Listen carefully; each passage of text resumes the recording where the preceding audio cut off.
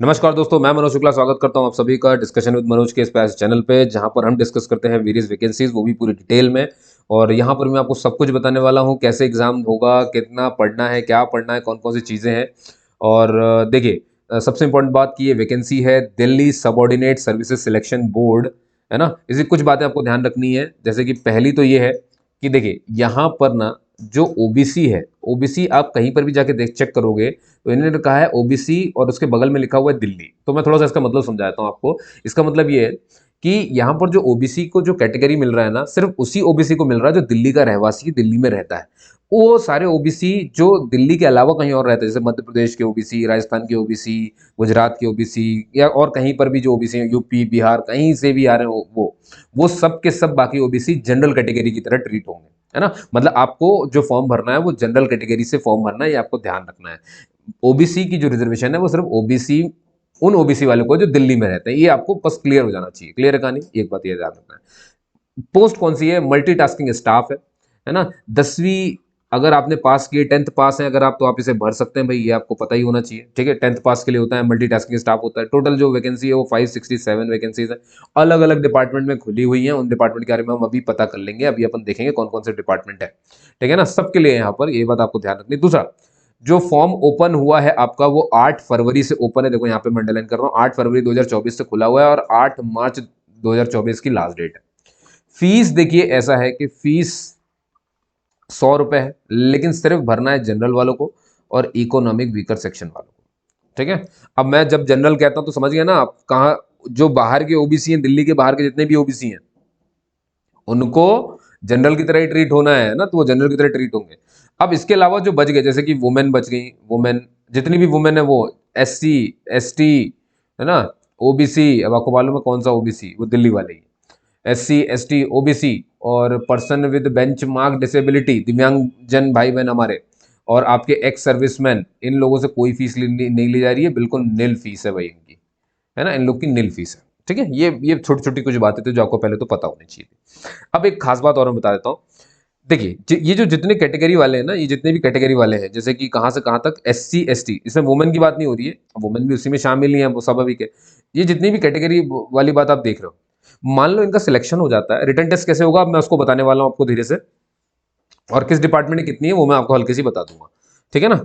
देखिए, तो मैं आपसे ये कहना चाह रहा हूँ, मान लीजिए कि ये जो S C, S T, OBC, अगर ये लोग टॉप कर जाते हैं या मेरिट लिस्ट में इनका नाम आ जाता है, तो अब बात है कि इनको जो सीट मिलेगी वो जनरल कैटेगरी वाली होगी, क्योंकि ये तो लिस्ट में टॉप में है ना, या फिर इनको अपनी ही रिजर्वेशन वाली सीट से इनकी सीट भराएगी। तो याद रखिए, अगर इनमें से कोई भी मेरिट लिस्ट में आता है, बिल्कुल मतलब उतना है जितना कि जनरल कैटेगरी के लिए एप्लीकेबल है, जितना जनरल कैटेगरी के लिए है, अगर उतना S C, S T, OBC वाले लेकर के आते हैं तो फिर वो जनरल कैटेगरी की तरह ही ट्रीट होंगे, उनको सीट जनरल वाली ही मिलेगी, तब उनको रिजर्व वाली सीट नहीं मिलेगी। तो फिर रिजर्व वाली किसके लिए? बाकी S C, S T, OBC के लिए बच जाएगी, है ना, वो बाकियों के लिए हो जाएगी। अगर आप टॉप कर मतलब आप मेरिट में आते हो, आप मेरिट में हो, तो मतलब आप तो फिर जनरल के बराबर हो गए, तो फिर आपको जनरल की सीट मिलेगी। बात समझ में आ गई? ये इसका ध्यान रखना है ना। जानते हैं इसकी सबसे खास बात क्या है?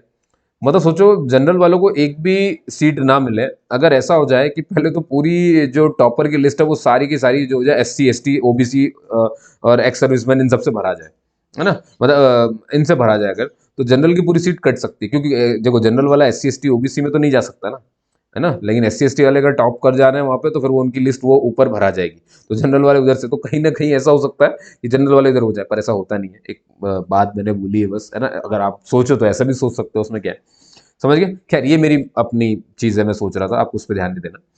समझ गए आप मेरी बात में क्या बोला? अब देखिए, तो पोस्ट कोड जो है वो 812-24 है, ये आपको ध्यान रखना है। ठीक है। और मैंने दो बातें आपको बता दी हैं कि ओबीसी दिल्ली, है ना। और चलिए अब आते हैं डिपार्टमेंटल वाइज, आपको दिखा देते हैं। देखिए भाई, वुमेन एंड चाइल्ड डेवलपमेंट जो है, यहाँ पर कैटेगरी वाइज आप देख सकते हो अपनी अपनी चीजों को, और अच्छे देखना। तो जैसे यहाँ पे आपको नजर आ रहा है कि वुमेन एंड चाइल्ड डेवलपमेंट में जनरल के लिए 87 है, ओबीसी के लिए 64 है, एससी के लिए 4, एसटी के लिए 16, इकोनॉमिक वीकर सेक्शन के लिए 23, और इस हिसाब से इस डिपार्टमेंट में टोटल 194 वैकेंसी हो जाती है। वहीं दिव्यांग भाई बहन के लिए हमारे 14 सीट हो जाती हैं, एक्स सर्विसमैन के लिए 19 सीट हो जाती हैं, और एसपी के लिए यहाँ पर 10 हो जाती है।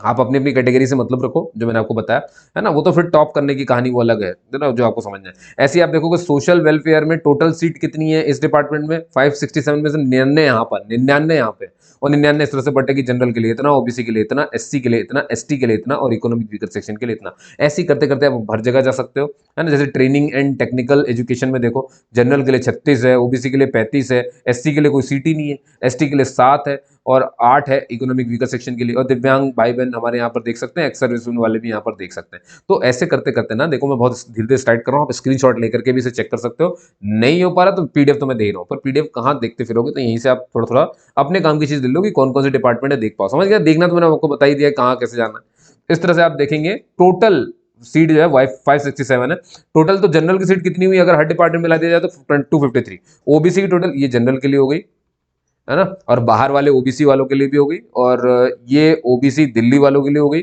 और ये 31 ये एससी, और ये 40 जो ये एसटी, और ये जो 60 है ये इकोनॉमिक वीकर सेक्शन।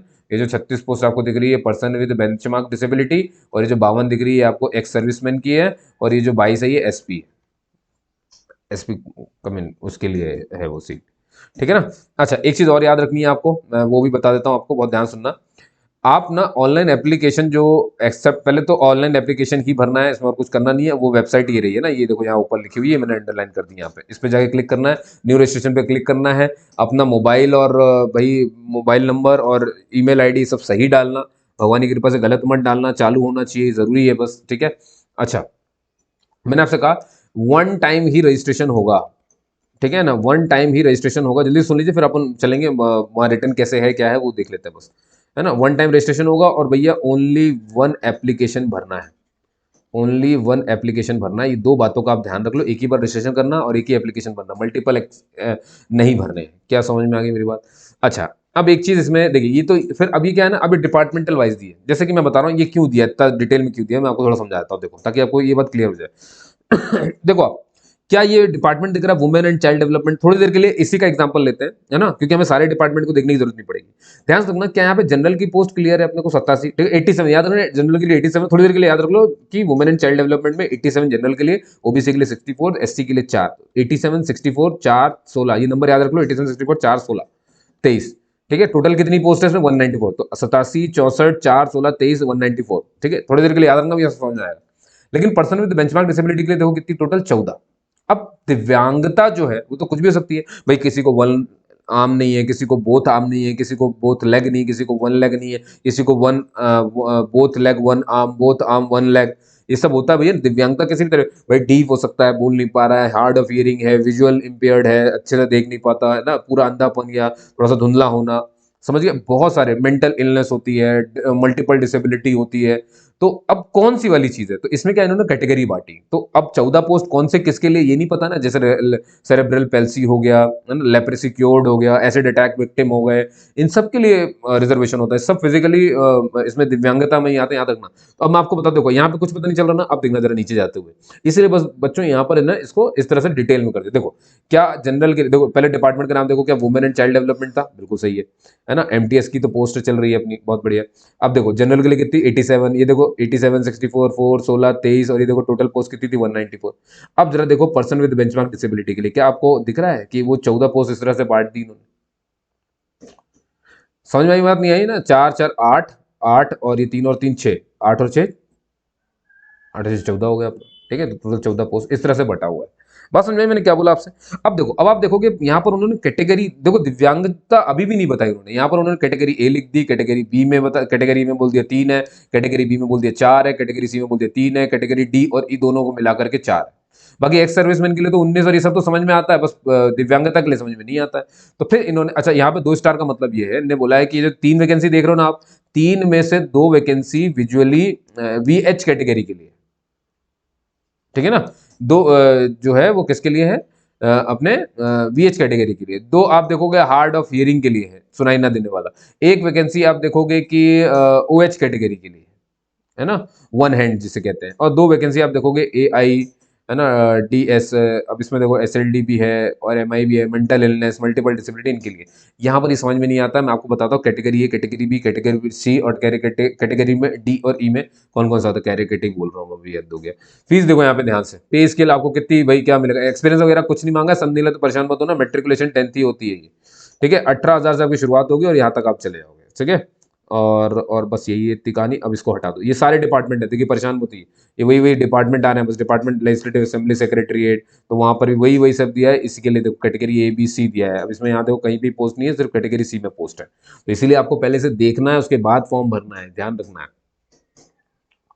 ठीक है। चलिए आइए दिखा देता हूँ मैं कैटेगरी ए में कौन कौन से दिव्यांग, ये लिखा हुआ है यहाँ पे देखो।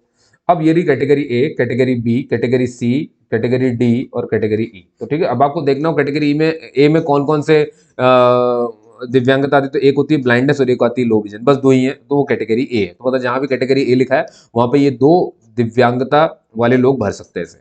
कैटेगरी में डीफ आता है और हार्ड ऑफ हियरिंग आता है, सुनने में दिक्कत होने वाली बात।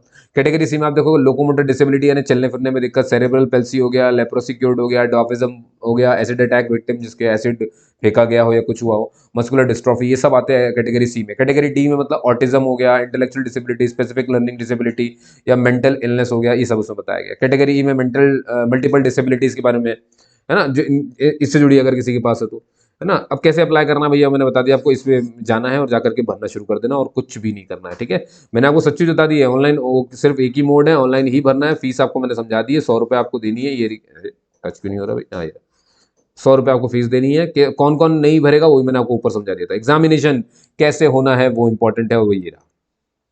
देखो भाई, पहले तो आपका वन टायर एग्जाम है, वन टायर ये पोस्ट कोड है, ये पोस्ट मतलब एमटीएस का जो पोस्ट कोड है ना वो 812/2024, ठीक है, बहुत ध्यान सुना। 2 घंटे का पेपर होगा, ऑनलाइन टेस्ट होगा, ऑनलाइन आपका चलेगा टेस्ट पूरा। 2 घंटे का टाइमर शुरू हो जाएगा। 2 घंटे में आपको 200 सवाल सामने देखने को मिलेंगे। वो कहाँ कहाँ से आएंगे वो भी अपन देख रहे हैं। 2 घंटे में 200 सवाल होंगे, तो लिखा है ना 200 क्वेश्चन होंगे और 200 मार्क्स के भी होंगे। 200 मतलब हर क्वेश्चन एक एक मार्क्स का। क्या नेगेटिव मार्किंग है? नेगेटिव मार्किंग है बच्चों। नेगेटिव मार्किंग कितनी मार्क्स कट जाएंगे? 1/4 मार्क्स कट जाएंगे भैया, डिडक्ट हो जाएंगे, याद रखना। एक चौथाई मतलब होता है 0.25 मार्क्स, तो इसीलिए अंदर तुम टच मत करना। अब सर क्या क्या आ रहा है सिलेबस थोड़ा सा पता चल जाए तो देखो, सिलेबस सामने है यहाँ पर, ये देखो। पहले ने बोला है कि हम 40 क्वेश्चन, देखो 40 क्वेश्चन है तो सबके 40-40 क्वेश्चन ही आएंगे, याद रखना। क्यों 40 क्वेश्चन मिलाओ जरा 5 बार तो हो जाएंगे 200, तो 200 तो सवाल ही है ना भाई। तो कहाँ से आने हैं वो चेक करना है आपको। देखो पहला क्या है, पहला बोला उन्होंने करंट अफेयर से हम 40 सवाल पूछेंगे, तो बस एक साल का करंट अफेयर तैयार कर लो। जनरल इंटेलिजेंस और रीजनिंग के क्वेश्चन आएंगे 40 नंबर के। आपकी न्यूमेरिकल एबिलिटी वही 10th लेवल की जो होती है, 10th का लेवल का तो पेपर ही है ना ये, वो 40 मार्क्स के हो गए। आपका हिंदी लैंग्वेज का जो टेस्ट है वो 40 मार्क्स का हिंदी लैंग्वेज का होगा। इंग्लिश लैंग्वेज का भी टेस्ट होगा, हिंदी का भी टेस्ट है, इंग्लिश है तो हिंदी इंग्लिश न्यूमेरिकल एबिलिटी यानी मैथ्स और रीजनिंग और करंट अफेयर लो भाई, आपकी अच्छी है, आपको आसान तो है। अच्छा क्वालिफाइंग मार्क्स भी है, 200 में से कितना ले आया जाए कि क्वालिफाई मांगी जाएगी, तो ये कैटेगरी वाइज ना इन्होंने बांट के रखा हुआ है ना। जैसे मान लो कि जनरल वाले को 40% मार्क्स लाने पड़ेंगे, है ना, कितने में से 40% ऑफ 200। वहीं पर आप देखोगे ओबीसी वाले को जो है 35% मार्क्स लाने पड़ेंगे 200 का। और वहीं पर अगर आप एससी एसटी और पर्सन विद बेंचमार्क डिसेबिलिटी इनको देखते हो तो इनको ले आने पड़ेंगे 30%। और एक्स सर्विसमैन भी आते हैं उसमें, ईएसएम भी आते हैं, उनको भी 30% ही है। लेकिन उनको क्या, वो एक्स सर्विसमैन है ना, उनको 5% की एक्स्ट्रा रिलैक्सेशन भी मिल सकती है। तो ये डिपेंड करता है कि उनका क्या कैसा है, वो आप उसमें नहीं जाएंगे। अब देखो 200 का 40% अगर आप निकालो, 200 का भाई 40% अगर निकाला, 100 में से कट गया ना, कितना बचा? 80 बचा, खत्म कहानी, ये रहा, है ना। मतलब 80 नंबर अगर ले आए तो ये काम बन जाएगा, है ना। 80 नंबर का जनरल वाले ले आते तो। अब देखो मैं बता दूं आपको 40% ये जो कट ऑफ मिनिमम, ये मिनिमम क्वालिफाइंग मार्क्स है भाई, ये मिनिमम क्वालिफाइंग मार्क्स है। ये कम या ज्यादा भी हो सकता है, तो इसके लिए इसके चक्कर में मत रहना, है ना। ये डिपेंड करता है कि कितना भीड़ आ रही है, क्या आ रहा है, वैसा समझ गए। तो बोर्ड ऑफ सिलेक्शन देखिए भाई, अगर अब जो इसका आंसर की है उसके लिए भी परेशान मत होइएगा, इसका ड्राफ्ट आंसर की जो है इनकी वेबसाइट पर आपको मिल जाएगा, तो वेबसाइट पे जाके देखना। मैंने पूरी पीडीएफ पढ़ ली आपके लिए, मैं पहले बता दूं आपको, आप इसलिए बिल्कुल परेशान मत हो। ये देखो यही बता रहा थोड़ी देर पहले मैं। देखो जनरल और इकोनॉमिक वीकर सेक्शन के लिए 40%, ओबीसी दिल्ली वाले के लिए 35%, एससी एसटी और पर्सन विद बेंचमार्क डिसेबिलिटी के लिए 30%, और एक्स सर्विसमैन के लिए भी 30% है, लेकिन 5% एक्स्ट्रा रिलैक्सेशन मिल सकता है उसको, इसका ये बताया गया, ठीक है।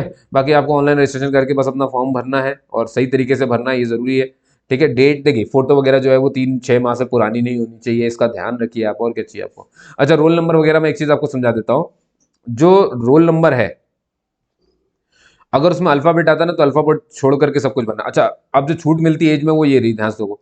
अब वैसे तो एज क्राइटेरिया ऐसा है कि 18 मिनिमम है और 27 मैक्सिमम है, लेकिन ये किसके लिए होती है? जनरल और इकोनॉमिक वीकर सेक्शन वालों के लिए होती है ऐसी ये चीज। तो फिर अब जो SC ST वाले होते हैं है ना, उनको भाई 5 साल की छूट मिलती है, देखो 5 साल की छूट, ओबीसी वालों को 3 साल की छूट। लेकिन अब ये ओबीसी कहाँ के, ये भी वहीं के हैं, ये भी ध्यान रखना है। पर्सन विद बेंचमार्क डिसेबिलिटी को भैया थोड़ा सा ज़्यादा मिल जाएगी। अगर वो दिव्यांग भाई बहन जनरल और ईडब्ल्यूएस है तो 10 साल, अगर दिव्यांग भाई बहन एससी एसटी है तो 15 साल, और अगर ओबीसी है तो 13 साल। ठीक है, डिपार्टमेंटल कैंडिडेट को 40 की एज तक की छूट मिल रही है, मतलब उसकी उम्र अगर 40 से कम है तो वो भर सकता है इसको। एससी एसटी वालों को 45, और थोड़ा सा ओबीसी है 43, है ना, बनी बात है, तो होता ही है। अब कोई मेरिटोरियस स्पोर्ट्स पर्सन है जिसने भाई नेशनल इंटरनेशनल खेला हुआ है तो उसको भी 5 साल की छूट मिल रही है जनरल से, तो अगर एस सी से तो 10 साल की छूट मिल जाएगी, और अगर ओबीसी से तो 8 साल की छूट मिल जाएगी।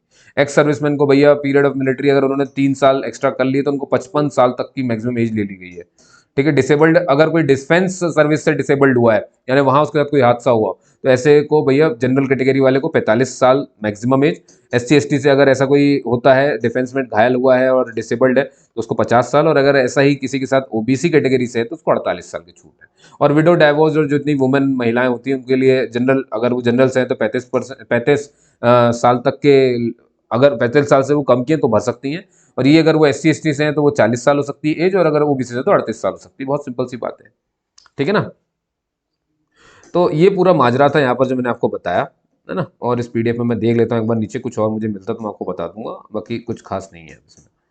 ठीक है, और ये यहाँ पे चला गया, अब जाने दीजिए यहाँ से। ठीक है, अच्छा अब बाकी बस यही है सारी चीज़ें कि भैया देखिए, जब आप ऑनलाइन रजिस्ट्रेशन पोर्टल खोलेंगे ना, और जब आपको लॉगिन आईडी ये सब जब भरने जाओगे तो 30 मिनट के लिए पोर्टल खुला रहता है। तो ये मत सोचना सर वहाँ पे बार बार फेल हो रहा है, 30 मिनट के अंदर फटाफट से डिटेल भरना, तो ओटीपी और ये सब, मतलब रजिस्ट्रेशन जल्दी करना है, 30 मिनट के अंदर पोर्टल फिर वापस बंद हो जाएगा। क्योंकि अब देखिए जो फोटो वगैरह है वो आपकी 15 KB से कम नहीं होनी चाहिए और 60 KB से ऊपर की नहीं होनी चाहिए, ठीक है ना। और बस ठीक है, इतने से ज़्यादा आप क्या समझोगे आप, ठीक है। हाँ, रोल नंबर की खास बात है, देखो क्लास 10 में अगर आपका रोल नंबर अल्फा न्यूमेरिक है, अल्फा न्यूमेरिक का मतलब क्या है, जैसे उसमें जैसे मान लो ऐसा कि उसमें अल्फाबेट भी आता है नंबर भी आता है, जैसे ये नंबर आ गया फिर देखो अल्फाबेट आ गया फिर नंबर, ये सब। तो उन्होंने बोला कि अल्फाबेट जो है उनको सबको हटा देना, सिर्फ नंबर नंबर आपको लिखना है जब आप डाटा भरेंगे, तो यही ध्यान रखना है। अब मान लो किसी के रोल नंबर में शुरू में 0 आता है तो 0 आपको फिल नहीं करना है, देखो साफ साफ लिखा है, प्लीज डू नॉट एंटर और prefix 0 in class 10 roll number, क्योंकि सिस्टम जो है वो उसे ट्रैंकुएट करेगा ही नहीं, पढ़ेगा ही नहीं उसको, तो इसलिए आप भरो ही मत उसको, ठीक है।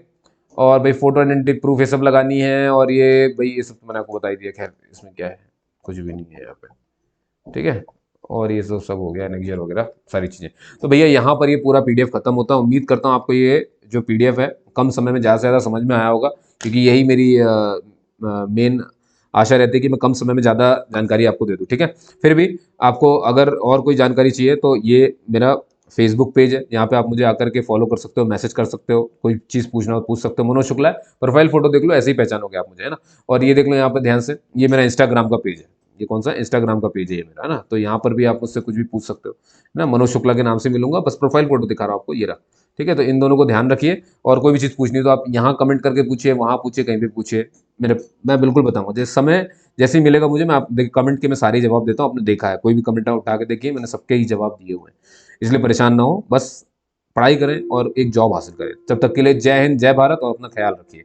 और अगर अच्छा लगा वीडियो तो इसे सब्सक्राइब कर लीजिए, जुड़ जाइए, क्योंकि ऐसे बहुत सारी वीडियो बनाता रहता हूँ। शॉर्ट्स को चेक करते रहा करो आप, क्योंकि शॉर्ट्स में क्या है ना, मैं जैसे एडमिट कार्ड आ गया, आपने कोई एग्जाम भरा तो वहाँ पे एडमिट कार्ड वगैरह की जानकारी देता रहता हूँ, तो उससे भी फर्क पड़ेगा। कभी कभी चैनल खोल करके वीडियोस थोड़े से ऐसे सामने से देख लिया करो, कुछ नई वैकेंसी तो नहीं आई। बाकी एम्प्लॉयमेंट न्यूज़ नाम से मेरा प्लेलिस्ट चलता है, तो आप सीधे प्लेलिस्ट में जाकर के भी चेक कर सकते हो, ठीक है ना। तो इतनी छोटी छोटी बातों का ध्यान रखिए, है ना। सब्सक्राइब कर लीजिए, क्योंकि बिना सब्सक्राइब के नोटिफिकेशन आता नहीं है। जल्दी से टेलीग्राम चैनल भी लाऊंगा, उसमें आपको जोड़ लूंगा, सब उसमें जुड़ जाना। क्योंकि क्या होता है, जैसे यूट्यूब पर तो लिंक गई तो पता नहीं चलता है, लेकिन वहां पर लिंक आएगी तो आपको क्या नोटिफिकेशन अलग से मिल जाएगा। छूट भी गया तो नीचे कम से कम पड़ा रहेगा, क्लियर है ना। तो जितना बन पड़ेगा मैं आपके लिए करूंगा, चिंता मत करिए, आप ही के लिए सब कुछ कर रहा हूँ मैं। तब तक के लिए जय हिंद, जय भारत दोस्तों, आपका ये प्यार यूं ही बनाए रखिएगा।